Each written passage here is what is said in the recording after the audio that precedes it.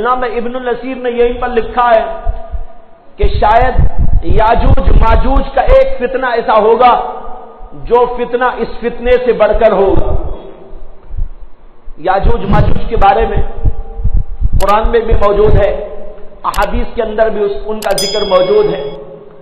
ان کو ایک جگہ پر بند کر دیا اللہ تعالیٰ نے حضرت ذوالقرنین کے ذریعے سے، وہ ابھی بند ہیں بہرحال جہاں بھی ہیں، اگرچہ سائنسدانوں کو پتہ نہ چلا ہو۔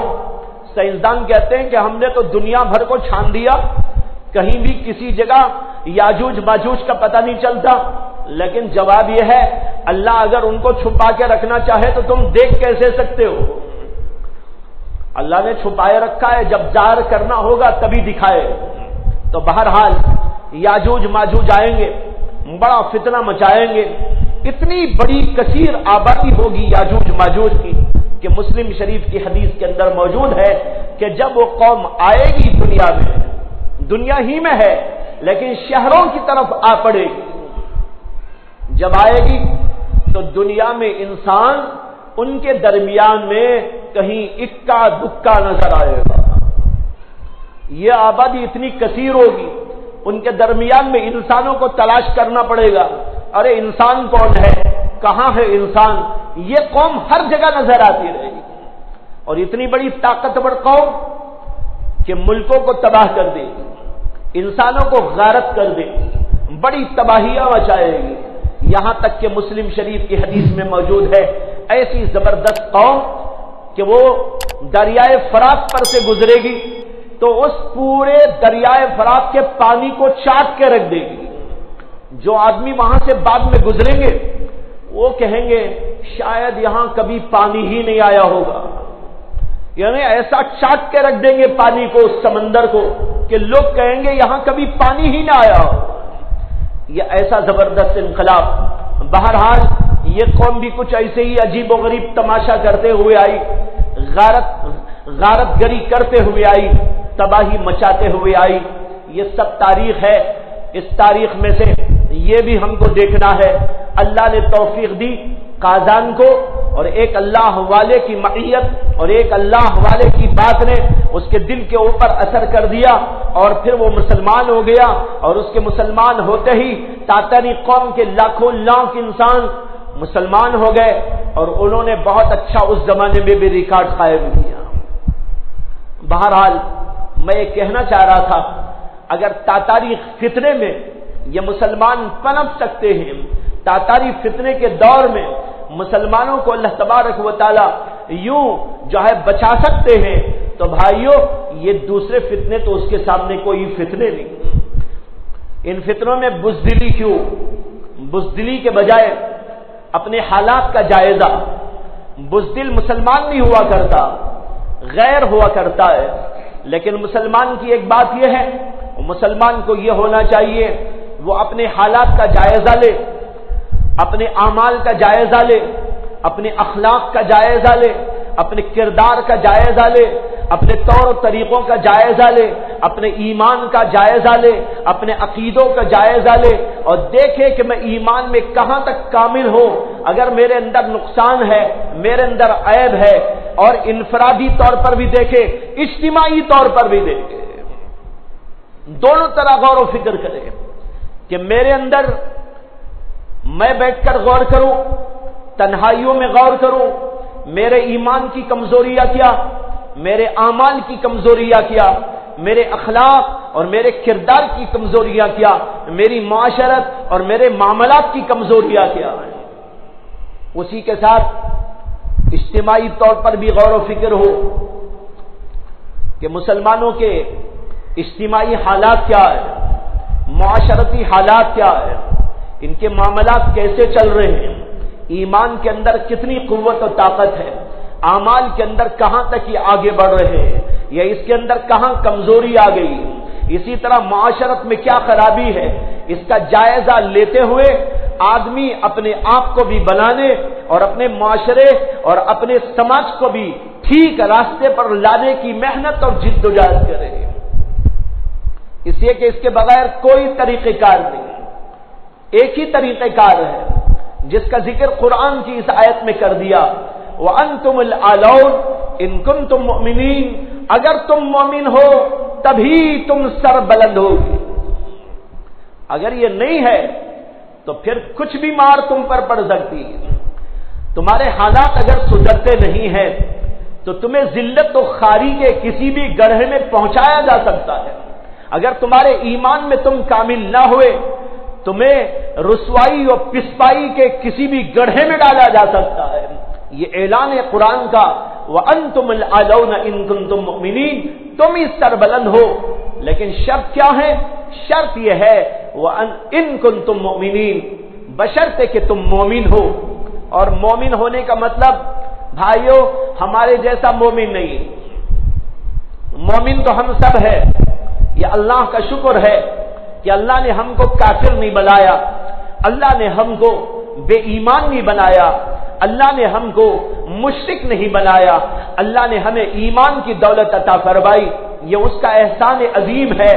لیکن اللہ جیسا ایمان چاہتے ہیں، جیسا اس میں کمال چاہتے ہیں، جس طریقے پر اس کے اندر خصوصیات اور امتیازات چاہتے ہیں، ایسا ایمان اپنے اندر پیدا کرنے کی کوشش ہونی چاہیے۔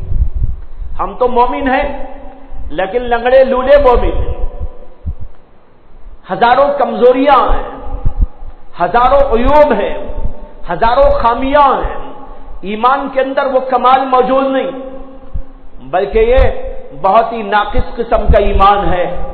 اعمال ہیں وہ بھی بہت ناقص ہے، معاشرت ہے اس کے اندر بھی نقصان اور عیب ہے، معاملات میں بے تحاشا خرابیاں پیدا ہو گئی۔ جب اتنے سارے عیوب ہمارے میں تو پھر ہم ایمان کامل والے کہاں ہوئے ہیں؟ یہاں اللہ نے جو کہا ان کنتم مؤمنین، اگر تم ایمان والے ہو تو تم سر بلند رہو گے۔ ایسے موقع پر جب بھی اللہ کہتے ہیں یا رسول اللہ فرماتے ہیں یا عام محاورات میں بھی یہ جملہ استعمال کیا جاتا ہے، وہاں پر ایمان کامل مراد ہوتا ہے، ایمان ناقص مراد نہیں ہوتا۔ ناقص ایمان والے کے بارے میں کون کہہ سکتا ہے انتم الاعلون ان کنتم مؤمنین، جیسا کیسا بھی تم ایمان رکھو تم ہی سر بلند رہو گے۔ میں نے ابھی مثال دی آپ کو، حضرات صحابہ رضوان اللہ تعالی علیہ مجمعین نے تھوڑی سی غلطی کر لی تھی، جان بوجھ کر بھی نہیں، اجتہادی طور پر خطا ہو گئی، اللہ تعالیٰ نے اسی کی بنیاد پر ان کو شکست دے دی۔ جب ویسا معاملہ ہے تو یہاں ان کنتم مومنین کا یہ معنی تو نہیں ہے کہ تم الٹے ہو کہ سیدھے ہو، ناقص ہو کہ کامل ہو، جیسے بھی ہو تم ہی سر بلند رہو گے، یہ معنی اس کا نہیں ہے۔ اس کا معنی یہ ہے کہ تم کامل مومن رہو گے تو تبھی تم کو فلاح و کامیابی ملے گی، جیسے حضرات صحابہ کو بھی دی۔ ایک بات پر غور کریں، حالات، بہت سے لوگ جب حالات پیش آتے ہیں بہت پریشان ہوتے ہیں، لیکن حالات پریشانی کی کوئی بات نہیں، اس لیے کہ جو انسان جب دنیا میں آیا حالات میں گھرنے ہی کے لیے آیا ہے، اس لیے کہ دنیا تو حالات ہی کا نام ہے، دنیا حوادث ہی کا نام ہے، دنیا پریشانی ہی کا نام ہے، دنیا نقصان ہی کا نام ہے، دنیا کے اندر بے پناہ مسائل ہی مسائل ہیں اور رہیں گے، دنیا نام ہی اس کا ہے۔ اور جہاں حوادث نہ پیش آئے، جہاں مسائل پیش نہ آئے، جہاں پریشانیاں پیش نہ آئے، جہاں کچھ بھی کوئی کٹھنائی پیش نہ آئے، وہ تو جنت ہوا کرتی، وہ تو جنت کا تصور ہے۔ جنت میں یہ ہے وہاں کوئی پریشانی نہیں، وہاں کوئی مسئلہ نہیں، وہاں کوئی حادثہ نہیں، وہاں پر کوئی تکلیف نہیں، وہاں پر کوئی غم نہیں، وہاں کوئی پریشانی نہیں، یہ تو ہے جنت کا سامان۔ لیکن جہاں تک دنیا ہے بھائی، دنیا کے اندر مسائل پیش آنا ہی ہے۔ اگر دنیا میں پریشانیاں، دنیا میں مسائل، دنیا میں مسائل، دنیا میں حالات میں پیش آئے تو پھر کہاں پیش آئیں گے؟ کیا جنت میں پیش آئیں گے؟ اگر جنت میں پیش آئے تو پھر وہ جنت کیا رہے گی؟ آپ کہیں گے جنت میں مسائل، جنت میں حالات، جنت میں بخار، جنت میں نزلہ، جنت میں زکام، جنت میں نقصان، جنت میں پریشانی، جنت میں تکلیف، ارے یہ کیا جنت ہوئی؟ اس لیے جنت میں یہ کچھ نہ ہوگا، یہ جو کچھ ہوگا تو وہ دنیا میں ہو.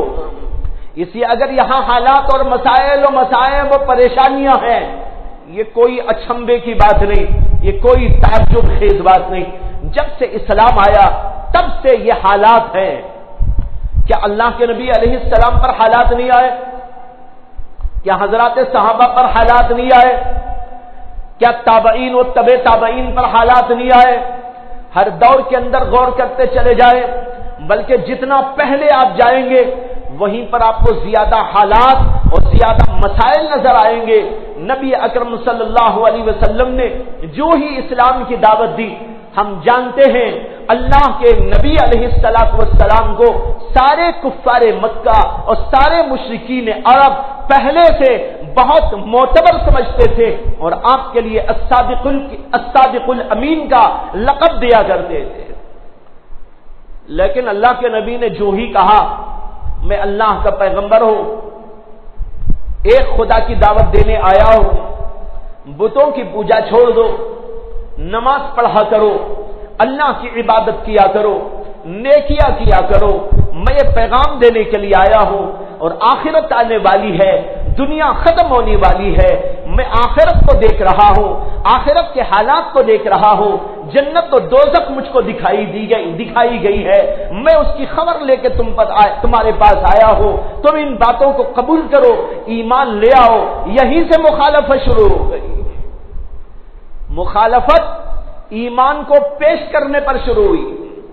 جب تک ایمان پیش نہ کیا گیا، نبوت پیش نہ کی گئی، تو کوئی اللہ کے نبی کا مخالف نہیں تھا، بلکہ سارے کے سارے اللہ کے نبی کو چاہنے والے تھے، آپ کے لیے پر بچھانے والے تھے، آپ کے لیے آنکھیں نچھاور کرنے والے تھے، آپ کے لیے ہر چیز قربانی کرنے والے تھے، سب کے سب چاہتے تھے. لیکن جب ایمان کو پیش کیا، وہیں سے اللہ کے نبی سے ان لوگوں نے ٹھان لی جنگ کرنا، مسائل حالات پیش آ جانا وہیں سے شروع ہو گیا. اب اللہ کے نبی علیہ الصلوۃ والسلام اپنی بات پر قائم ہے. کچھ لوگ ایمان لا رہے ہیں.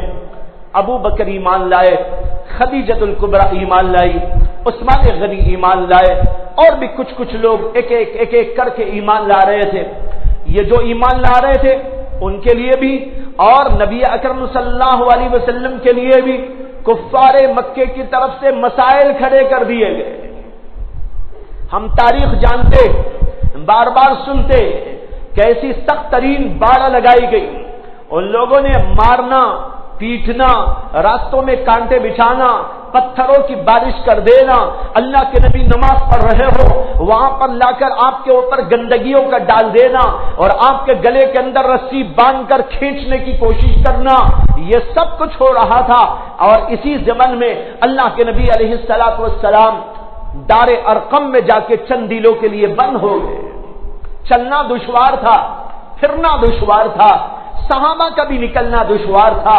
نکلتے تھے، مسائل تھے، نکلتے تھے، حوادث تھے، نکلتے تھے، لوگوں کا مارنا اور پیٹنا تھا، گالی گلوچ تھی، یہ سب کچھ ہوا کرتا تھا. اللہ کے نبی علیہ السلام دار ارقم میں بند ہو گئے.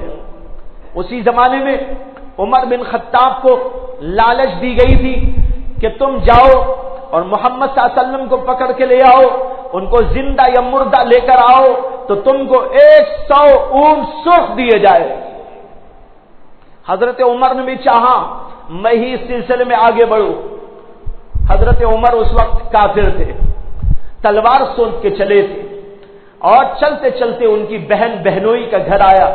وہ بھی مسلمان ہو چکے تھے. اطلاع ملنے پر وہاں پر جا کر ان کی پٹائی کر دی تھی. جب پٹائی کر کے تھک ہار کے بیٹھے تھے، معلوم نہیں ذہن میں کیا آیا، کہنے لگے کہ فاطمہ ان کی بہن کا نام تھا. کہنے لگے فاطمہ تم جو بیٹھ کے یہاں پڑھ رہی تھی وہ کیا کلام تھا، مجھ کو بھی ذرا دکھاؤ. انہوں نے کہا وہ اللہ کا کلام تھا جس کو ہم قرآن کہتے ہیں. اس کے اندر اللہ کے نبی علیہ السلام پر اترنے والے پیغامات کو لکھا گیا ہے. یہ آپ جیسے ناپاک کو ہم نہیں دے سکتے. انہوں نے کہا پاک کیسے ہوں؟ کہا غسل کرو، پھر وضو کرو، اس کے بعد تمہارے ہاتھ میں وہ اوراق دیے جا سکتے ہیں. حضرت عمر نے بہن کے گھر ہی میں غسل کیا، وضو کیا، پھر اس کے بعد کہا لاؤ وہ میں دیکھنا اور پڑھنا چاہتا ہوں.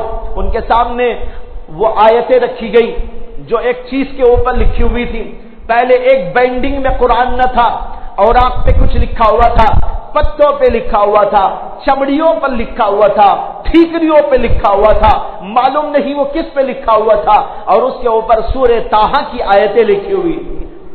حضرت عمر نے اس کو پڑھا، طٰہٰ ما انزلنا علیک القرآن لتشقى الا تذکرۃ لمن یخشى تنزیلا ممن خلق الارض والسماوات العلی الرحمن علی العرش استوى له ما فی السماوات وما فی الارض وما بینہما وما تحت الثری. یہ آیتیں پڑھ رہے تھے، ایمان دل میں گھس رہا تھا، کہنے لگے سمجھ میں آ گیا، مجھے بھی محمد صلی اللہ علیہ وسلم کے پاس میں لے کے چلو، میں قتل کرنے کے لیے آیا تھا اور میں غلام بننا چاہتا ہوں.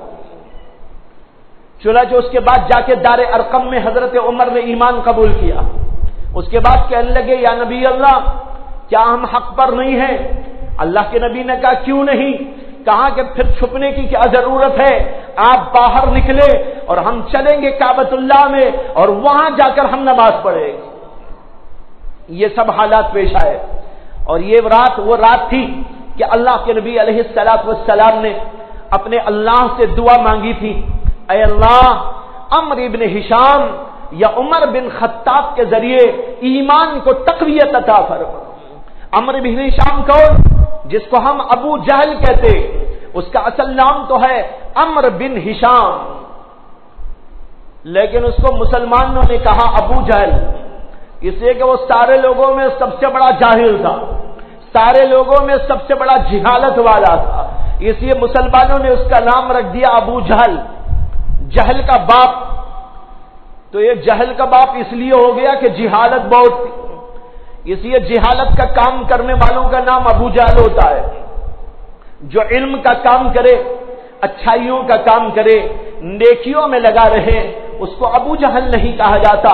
صحابہ نے اس کو ابو جہل کہا، آج تک تاریخ میں اسے ابو جہل لکھا جاتا ہے، اور جو اس کا اصل نام ہے وہ ایسا غائب ہوا کہ لوگوں کو پتا بھی نہیں کہ اس کا اصل نام کیا ہے. تو عمر بن ہشام، اللہ کے نبی نے دعا کی یا اللہ عمر بن ہشام کو توفیق دے دے یا عمر بن خطاب کو توفیق دے دے، ان دو کے ذریعے ایمان کو تقویت عطا فرما. اللہ کے نبی کی دعا قبول ہو گئی اور اللہ کے نبی علیہ السلام کے دربار میں حضرت عمر گئے اور ایمان قبول کر لیا.